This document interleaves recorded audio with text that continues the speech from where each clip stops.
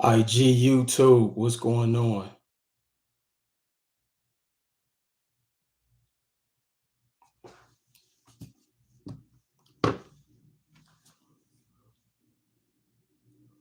I know it is late, but peace. What's going on, King Andrew? What's going on? What's going on? I'll give you all a second to hop in and basically wanted to come on and talk about the perception of success. Let's talk about the perception of success. Peace. Is Roundtree University still available if I purchased in the past? Yes, it's still available. It depends on how long ago you purchased. The domain has been changed. The domain has been changed. Do you know what is your perception of success? See, one of the things that I'm really learning is that most people, everybody defines success differently. And I'm looking at two different screens. Everybody defines success differently. And here's what I mean. Whenever we get excited about wanting to join a coaching program or we want to get into a new industry, we have our perception of what success should look like if we join that program or go into this industry. And then there's a perspective of what it actually is or what our point of view is. And so, do we actually even know, or do we know how to determine what success looks like? And of course, success is going to be different for everybody. Everybody has a completely different barometer. But what I'm finding more and more is that people confuse perception of success versus perspective of success. Let me say that again. People confuse perception of success versus perspective of success. Here's what I mean. Here's what I mean. So I often hear people say, "Hey, I want to become an entrepreneur so I can have free time." Let me say that again. People often say, "I want to become an entrepreneur so I can have time freedom," not knowing that you work more as an entrepreneur than you do as an employee. See, as an employee, you clock in at 3, I mean at 5 and you get off at 3 or whatever the time period is. You clock in at 9 and you get off at 5. That is so not but and then a person will go and say, "Hey, I want to be an entrepreneur for time freedom," not knowing you clock in at 7 in the morning and you work till 7 at night. You clock in at 7 in the morning and you may not stop working till midnight. And so the perception of what entrepreneurship really is versus their perspective of what entrepreneurship is to them.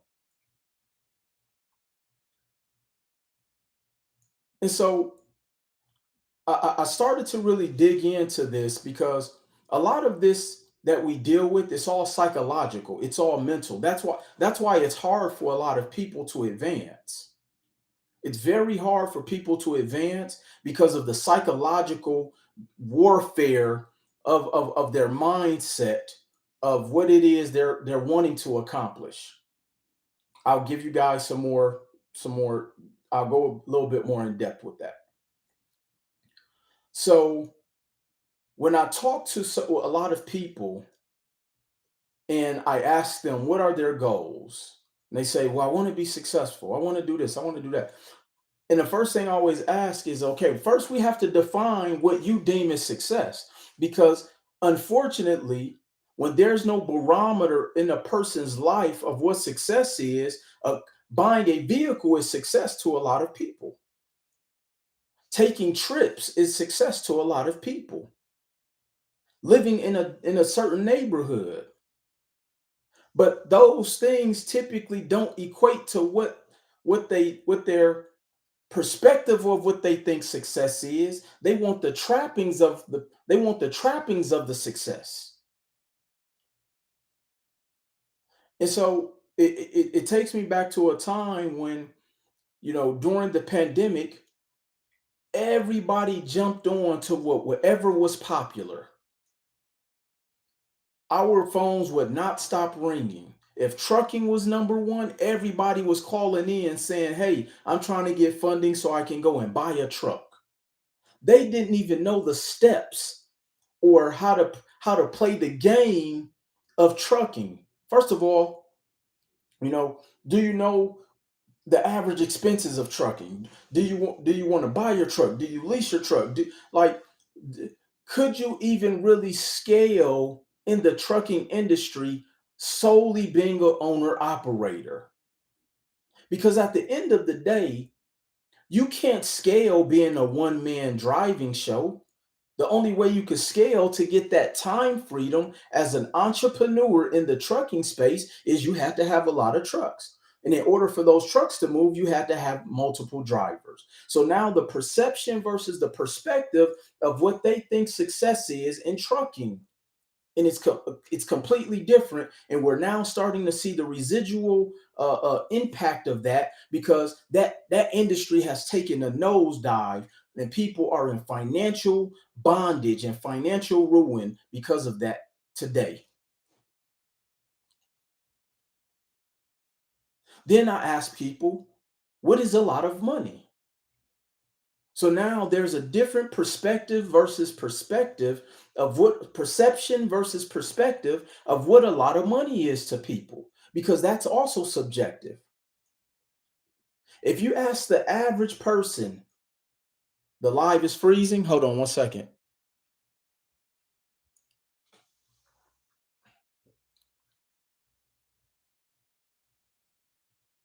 All right, I just had to turn my Wi-Fi on. So if you ask the average person, what is a lot of money? They'll say six figures. Some people will say 70,000. So there's a spectrum of what people think a lot of money is. And then if you ask a person, how much of six figures do you want to make? The default response is $100,000. That's like the default.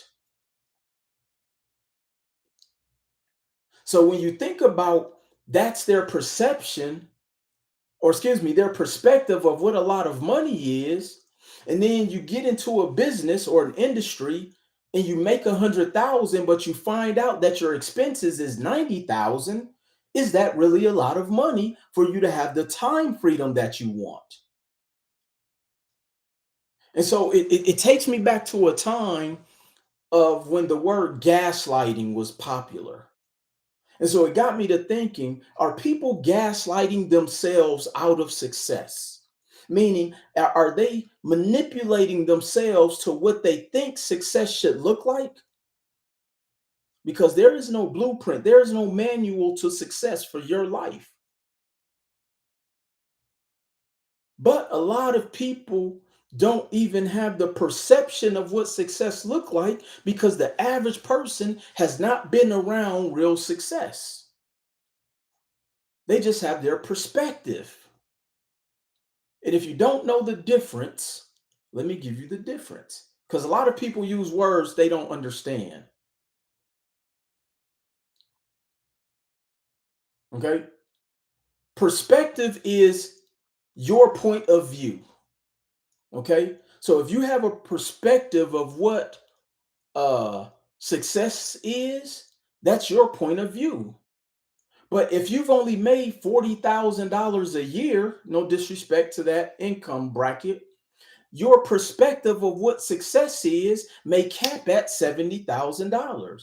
That perspective of success may cap at $100,000. That perspective of success may be, well, if I drive a Mercedes, I'm successful. If I live in this zip code, I'm successful. If I can take a trip, that is success to me. But then, are you getting the desired outcome based on your perspective of what you think success looks like? You're not any further financially. So a lot of the times people confuse economic success with social status success, all because of their perspective, though. Their perspective. So then you have to understand what the definition of perception is. Let me break that down. They don't be nowhere. Perception is becoming aware. Becoming aware. And and another word for perception is discernment.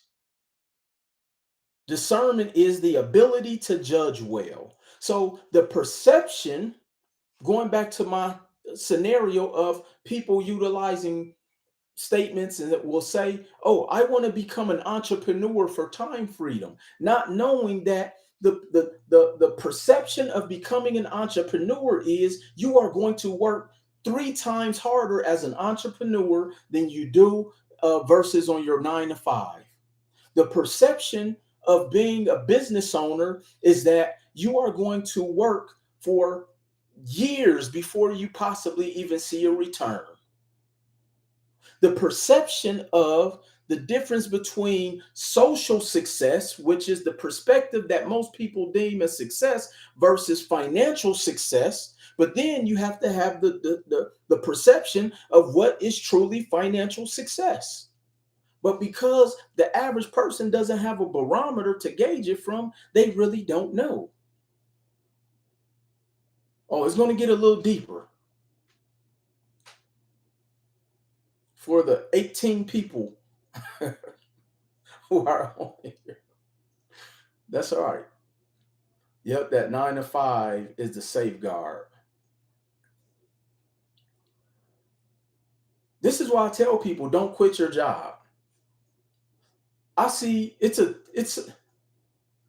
y'all forgive me.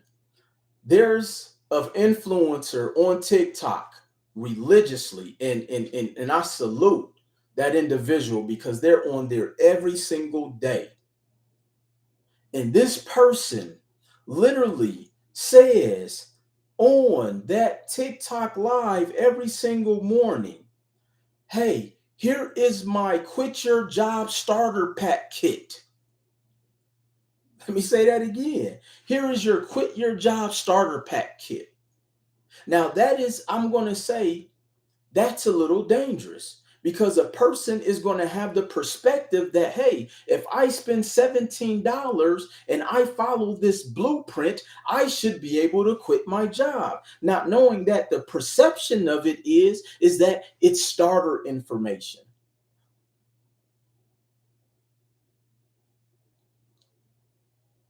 See, let me be brutally honest with us on here today.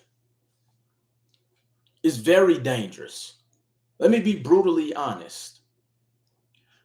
If we think back to when we were kids, okay? Just follow me. If we think back to when we were kids, everything that we think today should be the norm was a luxury back then. Traveling was not the norm back when we were growing up for a lot of us. I know some of you guys' lives were set up different. You had the rich uncle in Beverly Hills and silver spoons lifestyle and all of that stuff. Not Will Roundtree. Very humble beginnings. Not saying we were dirt poor, but we couldn't afford what people think should be normal. We didn't travel. When we did go somewhere, we got in a car and my dad drove 12 hours to Mississippi. We drove 17 hours to Atlanta. Like, we drove everywhere. It wasn't no flying. It was 5 of us in my household. But we have now created the perception that living an affluent lifestyle should be normal, and that's dangerous. So now we do all of these things. And as I say, we're grasping for straws in a feat for a level of desperation because of the perception of what we think our lives should, excuse me, the perspective of where we think our lives should be. Do you guys know this is why a lot of people are depressed? This is why a lot of people are unhappy. They're unhappy because of their perspective of how they think their life should look, not knowing they didn't put in the work to even have that lifestyle because their perspective is, oh, I work hard. I should be able to go on trips. I work hard. I should be able to drive this certain type of vehicle. I work hard. I should be able to do this and that and etc. etc. And because of all of that confusion, and here's what I often say, and then I'm going to get to my point here in a minute. Because of all of that confusion, which confusion is the lowest level of condition that a human being can be in. Let me say that again. Confusion is the lowest level of conditioning that a human can be in. Because when you're in a state of confusion, you can't think accurately, you make irrational decisions, you operate out of desperation. No way I'm making my job pay for those things. Absolutely. So confusion is the lowest condition one can be in. And there's so many things around us to keep us in confusion. Who wants to name something that keeps people in confusion? If you're following me on either YouTube or on Instagram, who can name something that keeps us in confusion?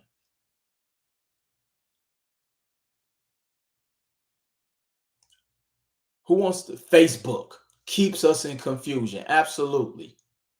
TikTok keeps us in confusion. Television keeps us in confusion. Instagram, unless y'all watching my lives, keeps us in confusion because you're letting all of these things create a perspective for you of how you think life should be because you don't have anything to gauge it by. Somebody said broke parents. Believe it or not, that is another one. That is another one. Now, there is a way to use those distractions for the good. But a lot of us, because what's good for us is boring a lot of times. Let me say that again. What's good for us is boring a lot of times. People will often say, "Man, I want some excitement in my life." Well, excitement is sometimes a distraction because if your goal is financial freedom, I want you guys to type this in the chat. Making wealth is boring. Or creating wealth, excuse me. Creating wealth is boring because you have to set it and forget it, which takes me to the bridge of what I want to talk to you guys about. See, in this game of real estate, in the world of real estate, let me tell you another reason why a lot of people will have a hard time making it unless they grasp this concept. Until you understand that income and cash flow are two different things, you will never make it to the perception of what real estate should, of why you really got into real estate versus your perspective of why you got into real estate. Let me say that again because that may go over some of y'all heads. Until you grasp the concept of income versus cash flow in real estate, you will always have your perspective of what you think real estate investing should look like versus the perception of what real estate investing should look like. And I'll give you an example. See, anything that I bring to you guys, I always back my information up with data. See, I was talking to I was talking to somebody recently, and they were talking about their life, and it was a personal conversation. And he was like, "Man, but I'm a loyal person." And he just kept saying, "Man, but I'm a loyal person." And I said, "What is the definition of loyalty?" And he said, "Well, see, to me, loyalty means that like I'm not going to embarrass that person. And loyalty to me means like this and that." And I said, "Wow, you don't even know what loyalty means." See, you have your own perception a perspective of what you think loyalty is, but you don't know the perspective of what loyalty is. And I said, take out your phone and look up the word loyalty. So had him look it up, and he was, and the definition of loyalty is a strong feeling of support or allegiance. A strong feeling of support or allegiance. And so I said that you're not loyal to that person unless you have an allegiance to them. You saying that, oh, if we're out, I'm not going to do this, but that what you classified as loyalty is not necessarily showing allegiance. And so it takes me back to understanding people don't know what income, nor do they know what cash flow, nor do they know what an asset is, nor do they know what wealth is. And so they just go in life doing all of these things with the perspective of what they think is going to get them the time freedom that they say they want, on the reason of why they say they got into entrepreneurship or why they got into real estate. But the perspective is that you're doing the perception is that you're doing everything backwards, which is why you are not getting the success or the desired outcome. So let's look up the definition of income. So the definition of income is, I just had it. All right. Income, economic benefit, money or value received. Also, gross income, net income, taxable income. So, when you think about building wealth, or excuse me, when you think about income, income is taxable. How do you make income? You work. You trade time for dollars and you get paid income. So let's look at this from a real estate standpoint. And no disrespect to any of my real estate investors out there, because I'm an advocate for all forms of real estate investing. But for me to break this lesson down for people, I really want you to look at this. So, if you are flipping real estate, if you are wholesaling real estate, if you're doing all of those things, you are working for income because that money is taxable. So, essentially, you're trading time for dollars. And if you stop flipping, if you stop wholesaling, you no longer make income. And the only way you continue to make income is you have to continue to flip or you have to continue to wholesale. And so, how is that building you generational wealth if that because that income is predicated on you? Remind me of a dialogue I had with the client, and the client is working on bettering their financial situation. And I asked him a question. I said, "How long have you been in real estate?" He said, "I've been in real estate like 12 years." And I said, "Okay, within that 12-year time span, how much have you done in real estate transactions? Not necessarily how much you've made. I want to know how much you've done in real estate transactions." And he said, "I've done about $7 million in real estate transactions." I said, "Okay, perfect. Now, out of that $7 million, how much of that still pays you to this day?" And I can just hear him say, "Damn," even though he whispered it. He was like, "Damn, I don't have any of that." I was like, "I know." And I said, "And if you continue to stay on the same path, by the time you're the age 50, how much money will you have?" He said, "I don't know, because if I'm not flipping or wholesaling, I don't make any money." And I said, "And how much of that $7 million is still paying you to this day?" He said, "None of it." I said, "Wow." I said, "Wow."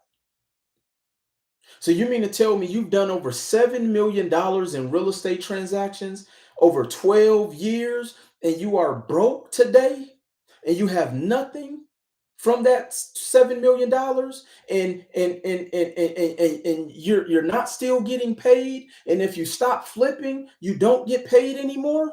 Wow.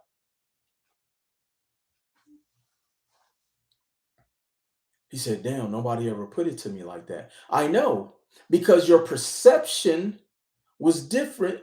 Your perspective and your perceptions were off. See, your perspective of real estate was, let me hurry up and go flip this house and make a lot of money. Not knowing, do you even know what a lot of money is? Versus the perception of why you got into real estate. You said because you want time freedom, but you've been hustling for 12 years and you have nothing to show for it. I would be embarrassed.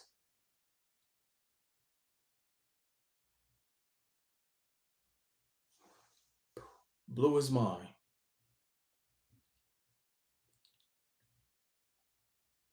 So I said, let me tell you where you messed up at. See, you were focused on income. But see, real investors, we focus on cash flow. And then I pulled out my handy, trusted dictionary, and I proceeded to read the definition of cash flow. Let me read the definition.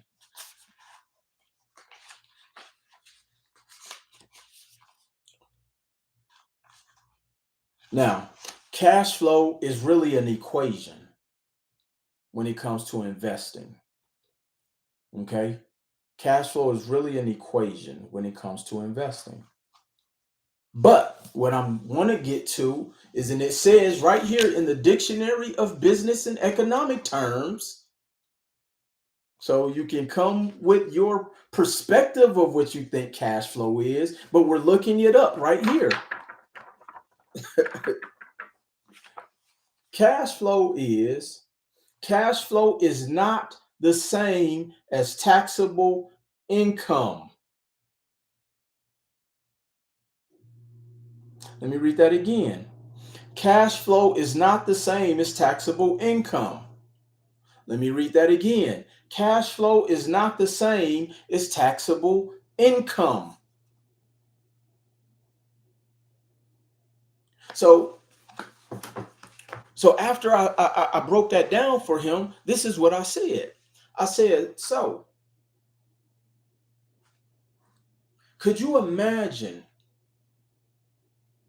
if you would have took the slow and boring route over those 12 years and focused on cash flow versus beating your chest saying you did $7 million in transactions? What up, P? And I said, so let's just take $7 million and divide it by 12. See, so now I'm giving you the perception.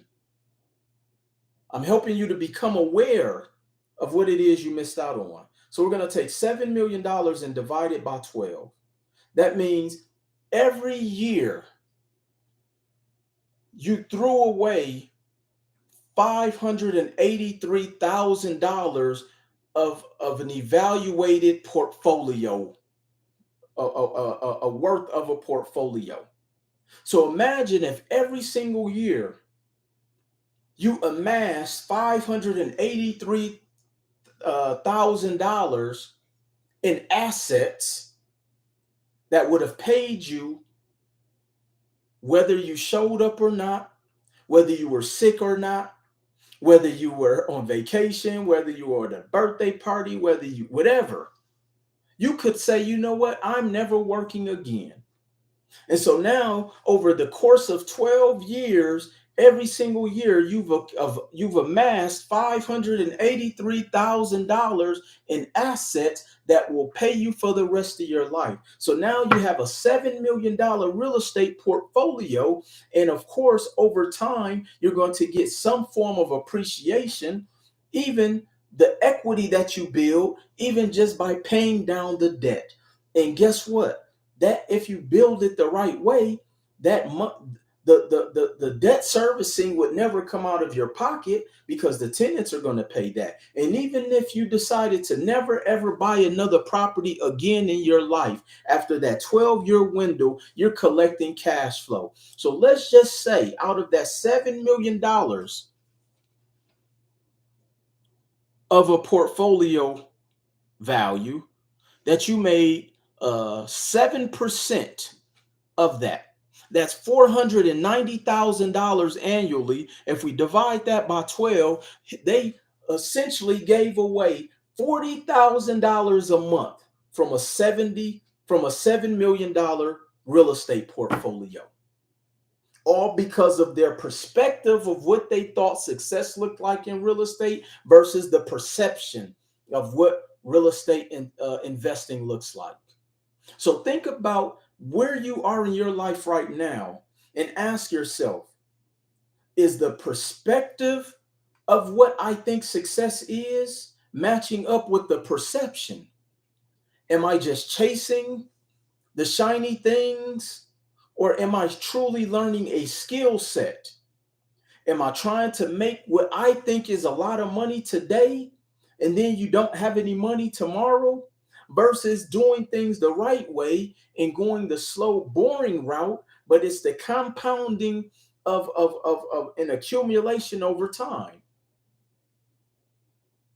So I just showed, proceeded to show him how he essentially threw away $40,000 a month that he could have got guaranteed over the course of those 12 years, or at the end of that 12 years, but he doesn't have a dime of that $7 million in transactions, all because of his own perception of what he thinks success, what he think money looks like. He was chasing the short-term income as opposed to building the long-term cash flow. And this, my people, is why people are still broke. You mean to tell me for 2 years, people didn't have to pay bills? People was getting free money from the government. People got money from PPP. People got money from EDIL. People got money from ERC. People didn't have to pay student loan debt. People didn't have to pay their mortgages. They didn't have to pay their car notes. The banks wasn't picking up the cars from repo status. And you mean to tell me those people are in a worse financial situation today?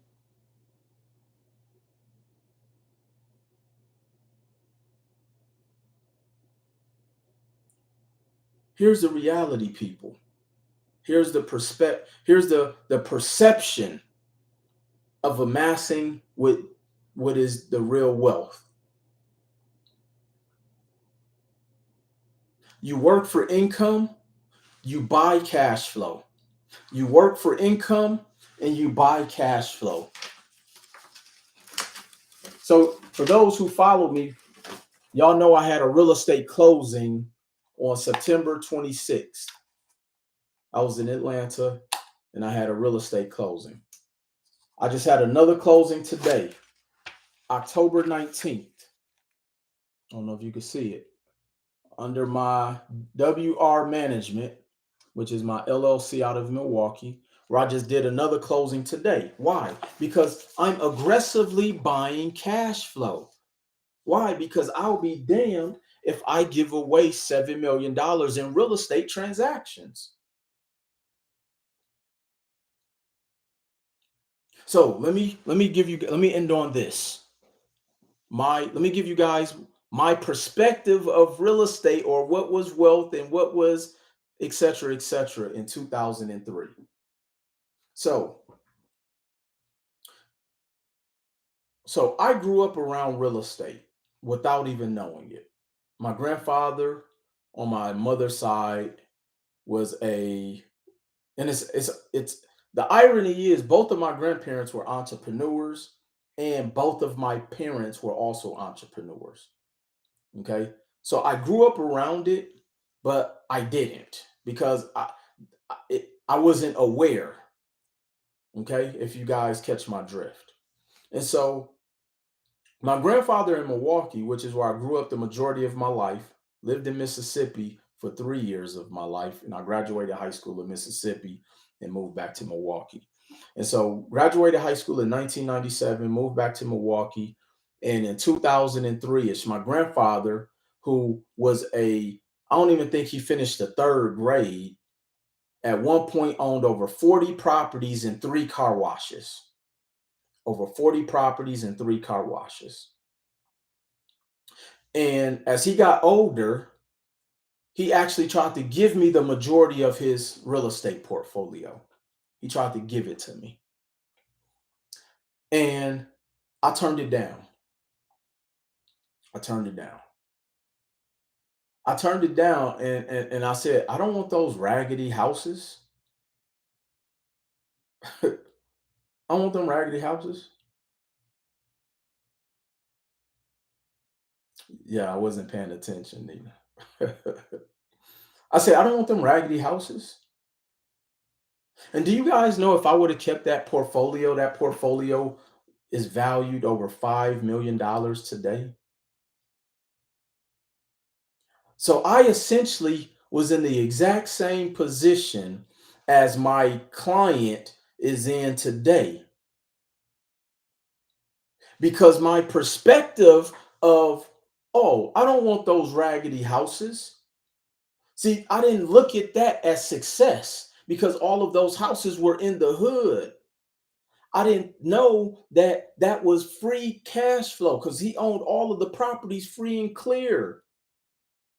My perspective of real estate was is I thought that the houses had to be in gated neighborhoods and I needed to own big buildings and apartment complexes, not knowing that a lot of the people who own a lot of those things aren't making money in real estate. Most people in real estate investing are in bad loans. A lot of people who own real estate just to say they own real estate. My uncle boasts about having a real estate company and having 25 houses buying and selling. He now works for my company and only has one piece of property. I'm telling y'all, I can't make this up. Somebody just put that in the chat. And again, that is because their perception of what they think success or what real estate investing is. Meanwhile, my grandfather had amassed a multi-million dollar real estate portfolio in a neighborhood where nobody else wanted to invest. And guess what's happening today? That is exactly what's happening with real estate investors now, because you have people on the internet saying only buy multifamily, only buy $500,000 homes, only buy in downtown Buckhead, only buy here, only buy there, go there because the Raiders is coming. Don't none of all of that is your perspective of what you think real estate investing is. But if we go back to the basics of the game of Monopoly, y'all do know that there is some reality in games, even with movies. See, a lot of these sci-fi movies are they desensitize you from what real reality is or what the perception of what they're trying to show you in the movie. So in the game of Monopoly, Wasn't the whole goal was to buy four raggedy houses in the hood so you can upgrade it to the hotel? That's what monopoly was. We buy up the hood and then we get a portfolio loan and then we go buy the big house in the A class neighborhood. We buy the four houses in the C and D class neighborhoods and then we go buy the multifamily in the B and C class neighborhoods, because you're not making money off top in the A class neighborhoods. You have to hold that property for at least 20 years before you make before it the buy down of the mortgage, and you can potentially refinance to now start getting enough of the cash flow from the property, because most of the properties that people get in A and B neighborhoods barely cover the debt servicing. So now this is why so many people think that flipping real estate is their answer to building wealth, when the only way you hold wealth is by owning an asset. But because we don't know the definition of an asset, this is why we stay in trouble. Let me read the definition of let me read the perception of what an asset means. The one piece of property he lives in is in the hood. You are speaking facts, Will. People always think I'm a psychic. No, I just pay attention.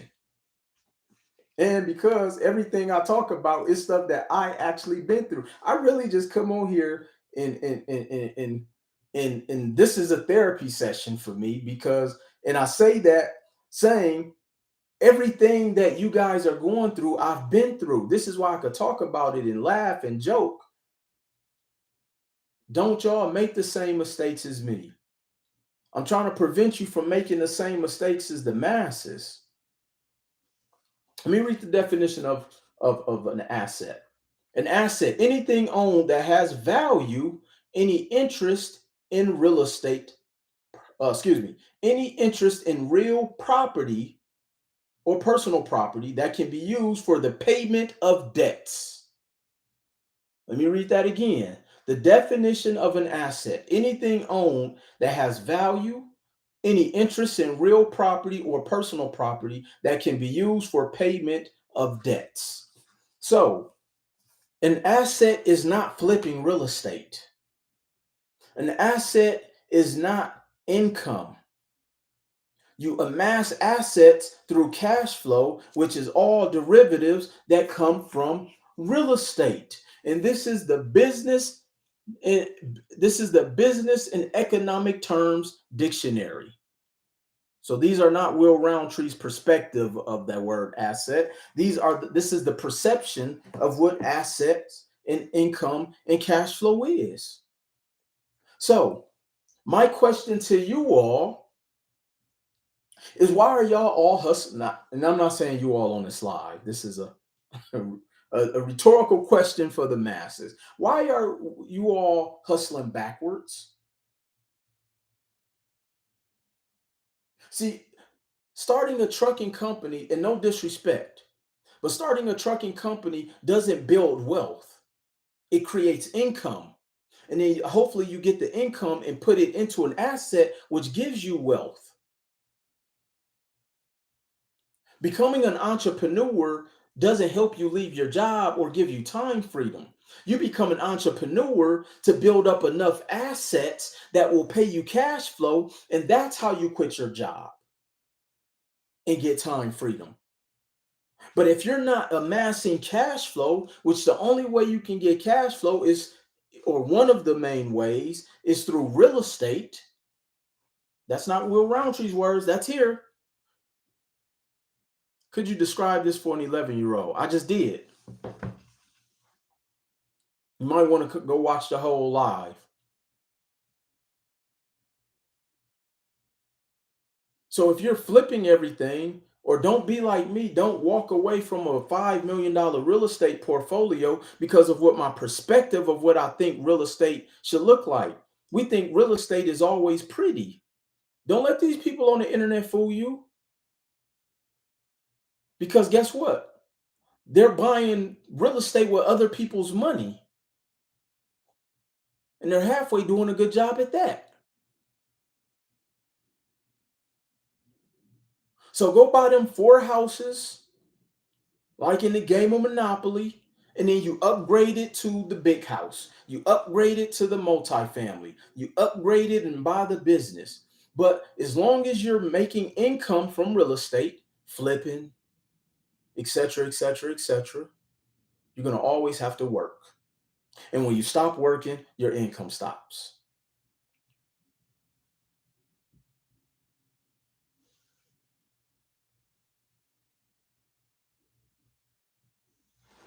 Your income stops.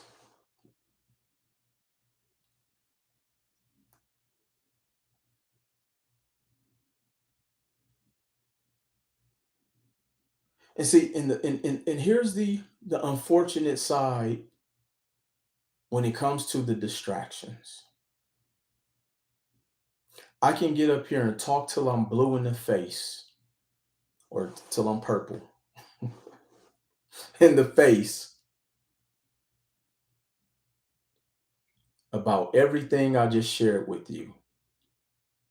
But people will let other people shape their perspective of what they think wealth, success, real estate, assets, cash flow is, because they can show you something shiny, even though it doesn't align with what I broke down and what the perception of what it is you said that you want, and will do the complete opposite of everything that I just showed you on this live today. You will let the distractions of other people shaping your perception, which ends up giving you a perspective that is completely inaccurate to the perspective of what it is that you say you want to be your accomplished goal. And that is for time freedom, to build wealth, to be able to have generational income, or excuse me, generational wealth, to be able to leave your 9 to 5. Here's a reality. 97% of you who want to become an entrepreneur will not be able to leave your 9 to 5 solely off of business income. You won't. The, just look at the stats. 9 out of 10 businesses fail. So here's what you do. You work your job while building your business, and then you use that to put yourself in position to build cash flow. And then you do that really well for over 3 to 7 years, and then you can potentially put yourself in position to leave your 9 to 5. But because you have people selling you ebooks for $13 saying this is how you leave your 9 to 5, so now you've created the perspective that all I have to do is do everything in this ebook, then I should be able to leave my job. And then you wonder why you go through states of disappointment, of agony, of financial ruin. Then you become depressed. Then you become bitter. Then you're envious of everybody. And then next thing you know, you're calling everything a scam. And now you're mad at the world, and you're calling, and all because of your own perspective of what you thought your success should look like, as opposed to creating the reality, which is a perception, which is there's a discernment, meaning you have the ability to judge well of what is true for you. See, the reason you stuck in that position, because even when you do start making money, you don't even know how to budget your money. You spend every dollar you make, you don't file your taxes properly, all because you think that success means I gotta have a Burberry shirt, I gotta drive a Mercedes, I gotta have a certain handbag, and I gotta be at every happy hour and cocktail meeting and every brunch and fall into every single conference where all of our people are at, and we gotta have a chain with our logo on. Like, we doing all of the goofy stuff because of the perspective of what we think success is or what it looks like. And this is why we are still in the exact same financial position where our parents were at, stuck financially and in financial ruin. So very little has changed from where our parents' generation came from financially, all because of our perspective and not having the true perception of what it is we want.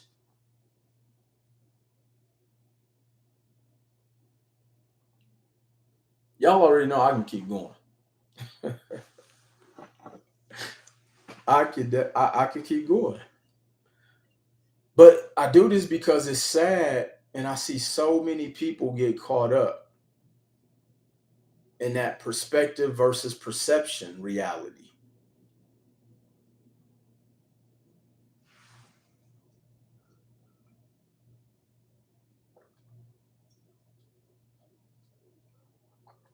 Because here's another thing to that. You can apply that perception versus perspective in every area of your life. You can apply that perspective versus perception in every area of your life. Look at every area of your life and say, is this my perspective or is this my perception? And if for those who just joined, perspective is your point of view, meaning, oh, I feel that this is how it should be. Well, the perception is that you have to become aware and have discernment that this is what it is. That is perception.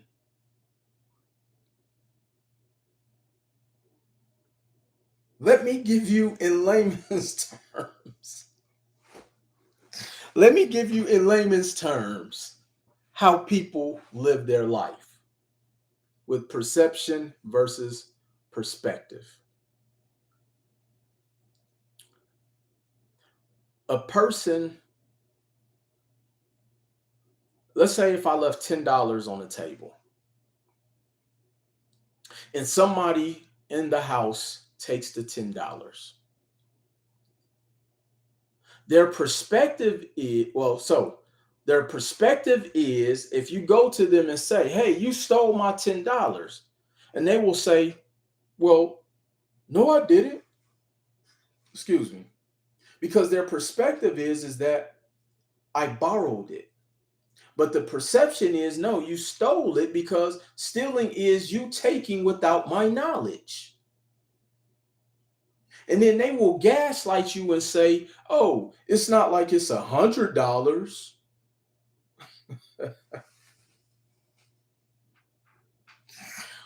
They will manipulate you and say it's not like it's $100.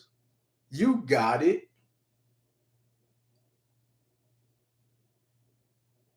Anytime somebody called me to borrow money and they say, hey, not that you need it, but or what, I forgot all of the goofy things that they would say because I don't even take those calls no more. Hey Wayne, man, look, bro. It's just a little this the Casio, man. This the Casio, Wayne. And so the perspective is you stole my $10, whether it's 10, a dollar, or 100. The perception is that's my money. And this is why people are the hamster on the wheel. They're running in place, wondering why they aren't getting anywhere in life. All because they don't know the difference between their perspective and the perception of it is what it is. And they have a very hard time seeing that reality. And they will fight you on what the perception. There will be people who will fight me on what cash flow is. Yeah, what's your question? They will fight me on what is cash flow, which is which is funny.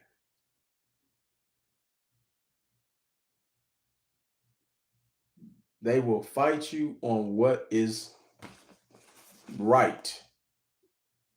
See, I feel cash flow is that put it into if I put it into buying paper clips, and as long as people buy my paper clips, then I feel that that is cash flow. You mean to tell me you know more than the why is the lender, let's see, why is this lender asking me to put up an asset for an FHA loan? So, great question.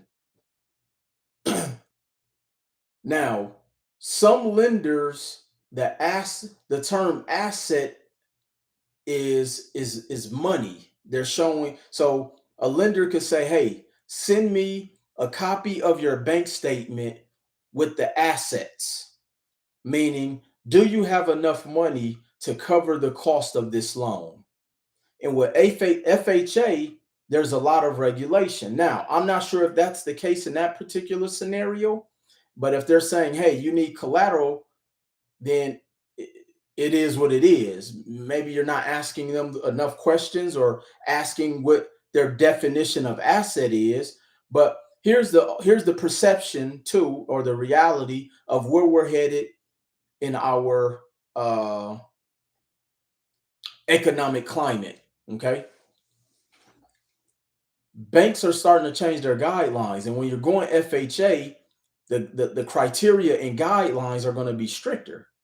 So you just have to find the lender that is going to work with you in your particular situation, in your scenario. So you may want to ask them to clarify what is an asset. Yeah, and the funds show you have credibility to be able to afford the property. Okay. Now, I'm actually glad you brought up that question. Here's why. Here's another example of perspective versus perspective.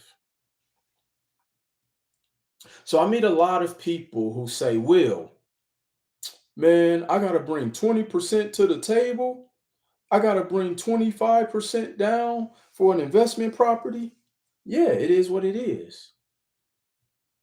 But here's why I say that's not really a bad thing, because I'm looking at the perception of real estate.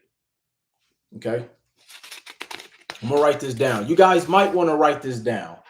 I need a volunteer. Who wants to volunteer for me on the live? All I need you to do is just type the responses in. Okay, here is the reality. Okay. Although house hacking is what they call it, is a viable strategy. House hacking is a viable strategy when it comes to getting an investment property. But just understand that the perception of real estate investing, that may not be the most equitable strategy for you. Here's what I mean. Okay. So I'm going to write two columns, one for investor and one for house hack. Okay. One for investor, one for house hack. Okay. You guys just follow me. I know it's written backwards. Just follow my lead. Okay. So now the investor puts down 20%. The house hacker gets to put down, let's say, let's just say 5%. Okay. Because they just put out a new Freddie Fannie where you can get a 5% down for a multifamily, but it goes onto your personal debt. Okay. So just follow me. So investor has to put down 20%. The house hacker gets to put down 5%. So now, let's say the property is $100,000. Okay. $100,000, both sides. Okay. So if you bring 20% down, you bring in $20,000. And on the house hack, if you bring 5% down, you're bringing $5,000. Okay. So investor, you bring 20%, which is 20,000. And on the house hack side, 5%, you're bringing 5,000. Okay. Just keep following me. Now, the bank is going to finance, so I'm going to put BF for bank financing, 80,000 on the investor side and 95,000 on the house hack side. Okay. The bank is going to finance on the investor side 80,000, and on the house hack side 95,000. Okay. Now, here's what's starting to take place in some markets. I spoke with one of my investors in California today, and they said, "Hey, Will, on one of my investment properties, it was appraised for $1.2 million about a year ago. It is now worth 832." Let me say that again. "Hey, Will, I got a property that I bought in this investment property for $1.2 million. It's now worth 830." So now going back to this scenario, just follow me. Let's say that the market takes a 10% dip. Okay, 10% dip. The market takes a 10% dip. So now, if the investor bought a property at 100,000, or excuse me, the value is 100,000, and the property takes a 10% dip, it's now worth 90,000, but you still only owe 80. Okay? On the investor side, took a 10% dip. The value went to 90,000, but you only owe 80,000. This is being the investor putting 20% down. Okay? When you get done making your notes here, not sure what your full question is. Now, on the house hack side, where you only had to put 5% down, but remember, so the property's worth 100,000, you put 5% down, the bank financed 95%. We took a 10% dip. The worth of that property is 90,000, but you still owe 95,000. You still owe 95,000 by house hacking. What just happened? What just happened? See, be careful of what you of going into these things not knowing the true reality of what your goal is in real estate investing. Because see, if you had to put down 20% in every single real estate deal to be able to protect yourself from having to deal with these type of scenarios, which is about to start taking place at a very rapid pace, put the 20% down. And then why are you complaining about the 20% if we're getting the money from the bank? All that business credit y'all going out there getting, that's what you're supposed to be using for real estate, not to go buy stuff to look like you're doing real estate. Everybody use all that credit to go buy everything except real estate. And then they want to get into real estate and they're mad because they can't get into real estate because they done used all their credit looking like they do real estate. I don't even think I can say that again.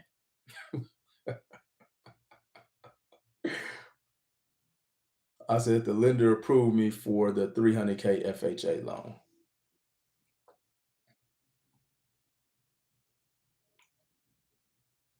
Not the investor lost money, the house hacker. The house hacker lost money. The investor is still right side up. The house hacker is underwater. This is simple math, y'all. This is simple math.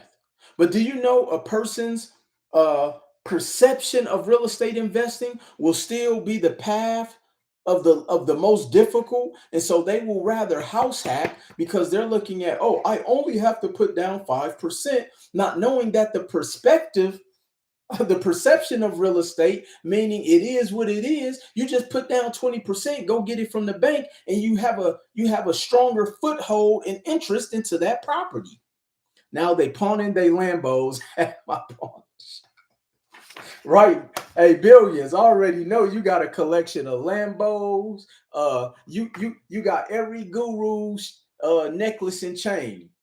I'm gonna be able to see everybody's necklace and chain at Billions Pawn Shop. Because they done used all their credit to do everything except the reason on why they said they got the credit.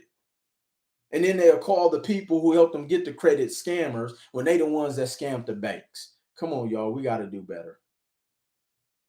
We have to do better. Most people put down the minimum so they can have the pocket money to trick. Oh, say that again, Katina.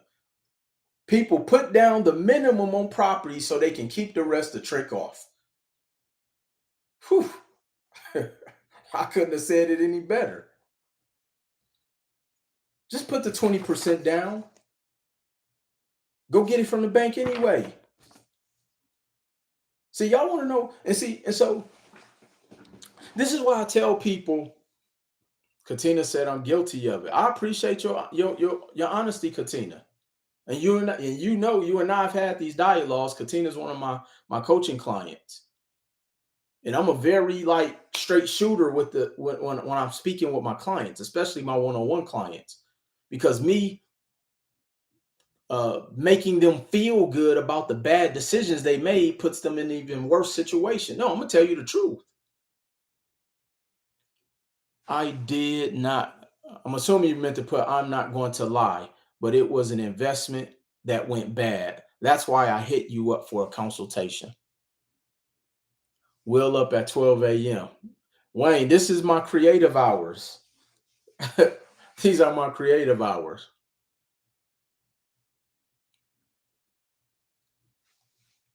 So it's like we put ourselves in these bad positions because we want to feel good,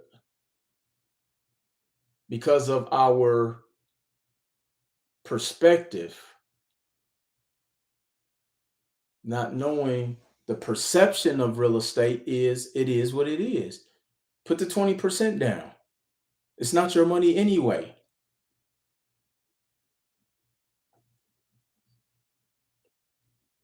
You don't know the difference between income and cash flow.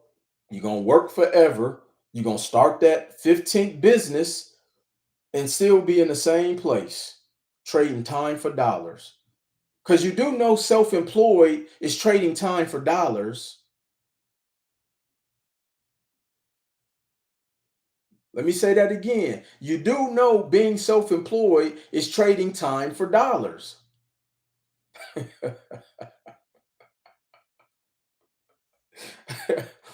It's trading time for dollars. And like my brother Wayne said, look, y'all better hurry up because let me ask you all a question. Since everybody's so smart, everybody perspective of what real estate investing should look like to become successful. What do you know differently that Warren Buffett know? What do you know differently that Blackstone know? What do you know differently that JP Morgan know? Because they buying up everything. So should I get that 20% but utilize my credit cards? I mean, I don't know your situation or your scenario.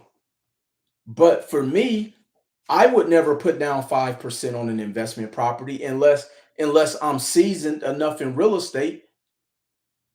And for the average person, they're not seasoned enough. You might want to put down 25% because as a brand new investor, that's what some banks are going to make you do. And so when people say, "Oh, I'm scared to invest in real estate. What if something happened?" See, here's another reason why you put 20 to 25% down. Because if something happens, at minimum, it's almost difficult to sell at a loss because you own 20 to 25% of the value of the property anyway. So even if you sold it at the break even point, you at least didn't lose anything. But because we don't know economics, because we haven't been educated, because we have our own perspective of what we think a lot of money is, and like Wayne said, you're going to lose it anyway. You're going to lose it anyway. And as I often tell people, things don't go bad, they start bad. So people go into these deals, these partnerships on a bad foot because they have the wrong data or they don't have the know-how, all because of their perspective. And then that's when somebody like myself comes in and buy your house for $2,000 because you're going to face foreclosure or short sale anyway.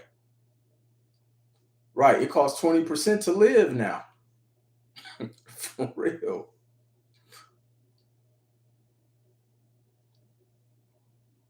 Thank you, Daniel. See, you offset inflation through cash flow.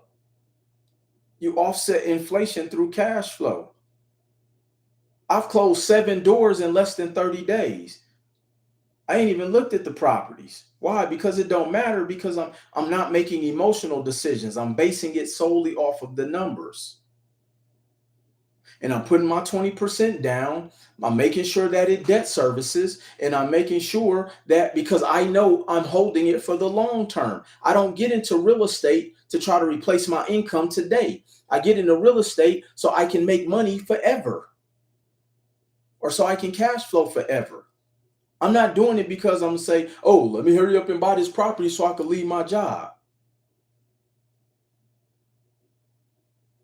That's not how it works.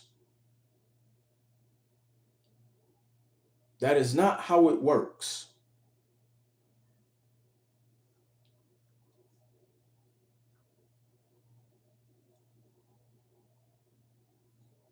I think I'm gonna start back going live more frequently.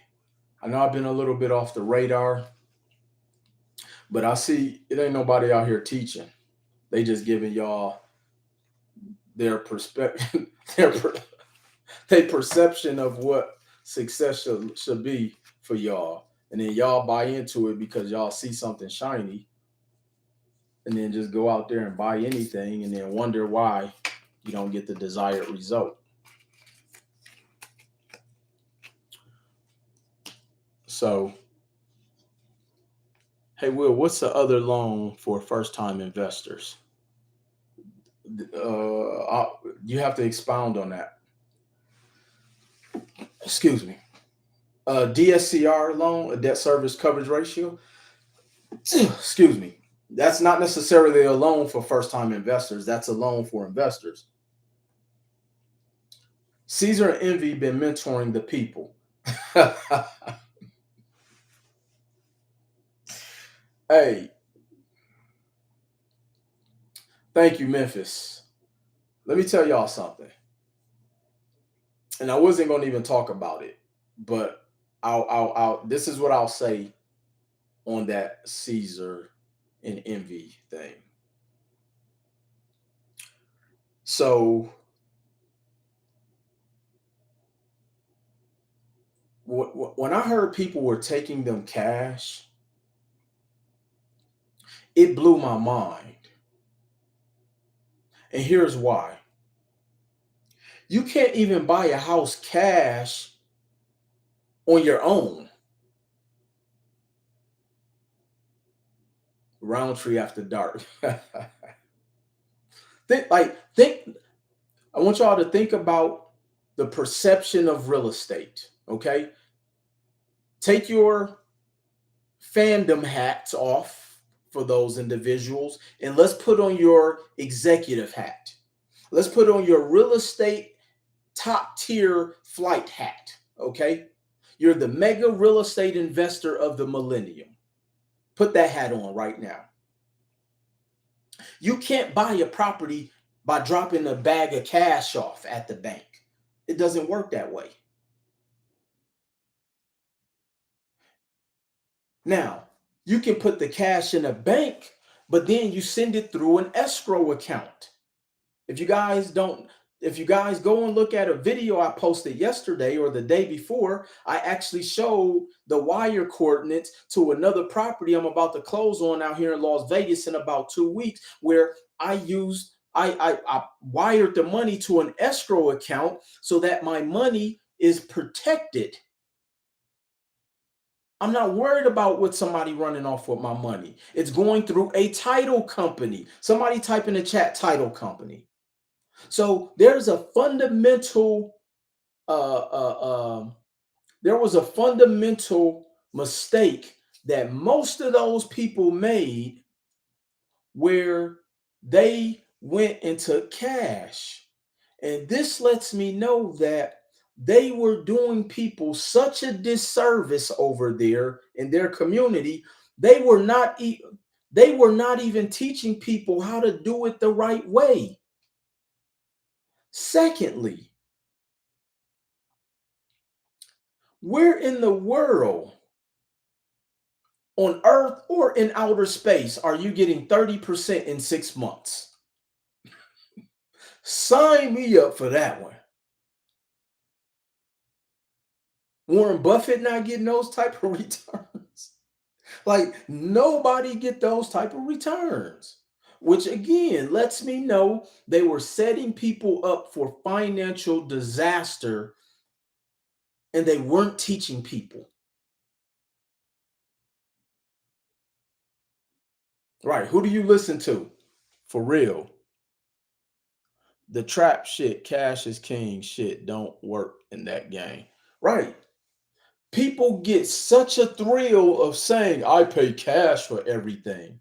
And then usually a lot of the people who pay cash for everything end up in the worst positions financially. Right. Red flag, red flag, red flag. Penalty on the play, flag. I was actually reading an article.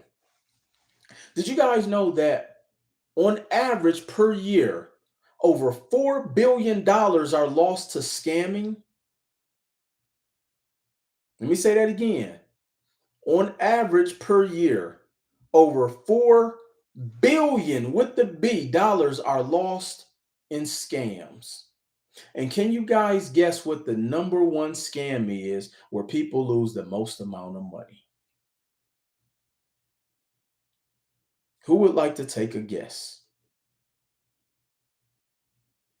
What the number one scam is that people lose the most amount of money to? It is online dating. Online dating is the number one place where people lose the most amount of money. This trying to find love in all the wrong places. You done built a courtship of somebody who you probably ain't never really seen their real picture. And they done told you, baby, I love you. You look beautiful. You look handsome. You this and that and that and that. Oh, I would love to come and see you, but I'm stuck in this country. I would love to come see you, but this and that. And can you help me send some money? The number one scam is through online dating. It's not real estate. The reason we think it's real estate because our perception of what our reality shows us all day, negativity, which are the distractions. And so let me prove to you what those distractions do. So now we have created a prerequisite to think that real estate is a scam because we think that the number one place where people get scammed is in real estate. No, it's in something that everybody, or let me not say everybody, that a lot of people is trying to do. Most people get scammed looking for love. That's the perspective. That's the perception of where most people get scammed at. If y'all haven't watched that documentary on Netflix, I don't know if it's still on there, called The Twinder Swindler. That's what happens all day, every day, y'all. Look, I did a live a while back and I said, who do you listen to? You got to be careful.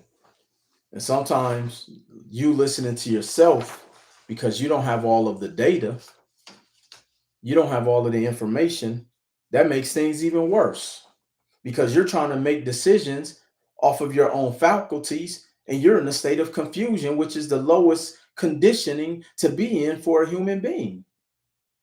You're in a state of confusion. You operate out of desperation. You make irrational decisions and you operate at a level of insanity because you keep doing the exact same thing, getting the exact same bad results and wonder why Your life is where it is because of your perspective. So hopefully you guys got some value out of this live and lesson tonight. It is 12:14 and I am still wide awake. So I don't know what I'm about to do to help me get some rest. A part of it is because I had some pre-workout a little bit late in the day today.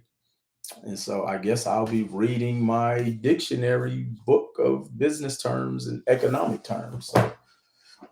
So no, but I appreciate y'all for being on this live at 3 in the morning out there on the East Coast. What up, Crown? I know it's 3 a.m. where you at, or I don't know. Ain't no telling where you at. You've been all over the world lately, man. And so I appreciate y'all being on this live. And let's just do better. Let's stop using the words of definitions. We have no idea what they mean. Let's start knowing the perception of things. And if you guys are still thinking you're going to be wealthy and not have to work forever flipping real estate, you created the wrong perspective in your life because income and cash flow are not the same thing.